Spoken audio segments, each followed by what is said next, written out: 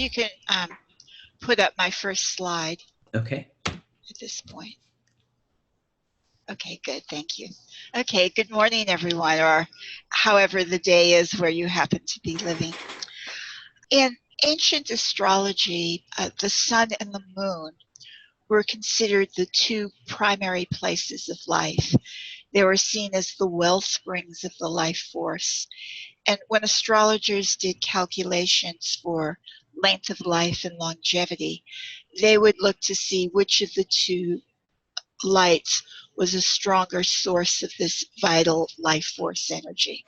And if both defaulted, were not appropriate, they might default to the ascendant. But the sun and moon were primary. And it was the light of life that streamed from them that animated and enlivened the souls of all living things. And so at an eclipse, there is an obscuration of the light of one luminary by the other. And during a solar eclipse, it is the moon's shadow that obscures the light of the sun from reaching Earth, and hence the stream of living, life-giving energy. And this is what we refer to when we say that an event has been eclipsed, that its source of vital force has been cut off. Eclipses are part of families called sarocycles. Lynn will be talking more about that, but I just want to point out that the cycle that this eclipse is in, the previous eclipses in the series correlated with Clinton's impeachment, the attempted assassination of Ronald Reagan, the assassination of JFK, and the Hiroshima and Nagasaki bombs dropped during World War II. So it is a very volatile family, and Leo brings the issue of the royalty or the leader into a full front spectrum. Okay, so here is the chart of Donald Trump. He was born on a lunar eclipse. You can see that his sun is conjunct the north node and the moon is conjunct the south node. It was a full moon eclipse. And therefore, this signifies having a fated life in terms of having a fated role to play in collective events, that you're a linchpin around which big issues that are way beyond your own that constellate around you. And people born on an eclipse are especially sensitive to all eclipses that occur. We've all been talking about how the eclipse falls on the degree of his ascendant, which is 29 Leo, and also on the planet Mars at 26 Leo, who is the archetypal god of war. Here I have some connections between Donald Trump's chart and the eclipse chart. And I'd like to look at a few interesting asteroid connections. The asteroid Hybris, you may see, is at 22 degrees of Gemini, exactly conjunct his sun at 22. Hybris was equivalent to the asteroid, the notion of hubris, that in Greek tragedy was excessive pride or defiance of the gods, leading to nemesis or retaliation.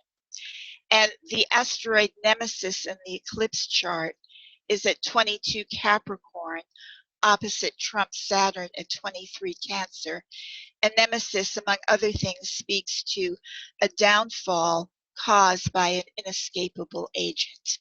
And so here we see the setup for his pride. Well, I can just pardon myself, being connected with with a fated downfall. So I just wanted to put a visual up of how that obscuration that Dimitri is talking about occurs during an eclipse. So if we're on Earth, we're experiencing the sky and we can see the large sun there. And during a solar eclipse, this is the the visual, if you like, the moon passes between the sun and the earth so that the light does become blocked. And from a symbolic level, to literally pick up the thread that Demetra was talking about, one thing that I thought was really interesting to reflect on is if the solar light force, which is our life-giving body, is eclipsed or blocked or obscured, what is it that comes forward into the void? What is it that steps out into the space that is normally occupied by the dominating energy of the sun? I mean, the other symbolism, of course, is that an eclipse in Leo is very much connected to the idea of a leader or a royal figure. In modern life, we don't so much have kings and queens, although in Europe more so, but we do have presidents and prime ministers. And there's a beautiful quote from Tycho Brahe, who was a Danish court astrologer, who comments that, generally speaking, kings and princes are more affected by eclipses than private people, because the sun and moon are considered the princes among the planets. Could you go to Napoleon's chart? I know that this is a total blip, but I just need to show this. Okay. All right. Napoleon is a Leo, was a Leo, born August 15th, 1769. And there was a solar eclipse in August of 1803. And during this year, you may know that the French had a revolution, and Napoleon more or less, it was total chaos, destruction, drama, terror, death. And Napoleon came along and kind of got control of the country and was expanding. This year, this is the year with the eclipse on his sun where he crowned himself emperor. Okay. Okay, so again, here is another example, whereas again, as I would tend to agree with you, Kelly, that and Demetra, that the eclipse, the sun is the ruler of the eclipse and it's getting eclipsed. It's in fact, what we have here is this super sun, the super crown. And until this time in this image here, one of the things that is he's actually wearing two crowns. He's wearing the crown of ancient Greece, which is kind of a gilded laurel wreath, which was the empire style. And up until this time when a king was crowned or an emperor was crowned, it's always the religious authorities who did it. And Napoleon takes the crown in his hand and he sticks it on his own head. Okay. So this is my worry about Trump, actually. I mean, it is, you'll note it, look at the Saturns of their charts, just by the by, Saturn in Cancer. But the Saturn and the Venus are very similar degrees to Trump's Saturn and Venus. Of course, the rest of the chart is not the same, but I just wanted to say that this idea of what is being taken out, again, in the previous eclipses, it's his brother and his father.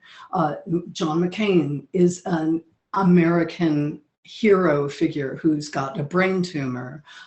There are other people who are going to be removed from the light. Will it be Trump himself? Is Trump affected by the eclipse, or is he the eclipse? This is my question.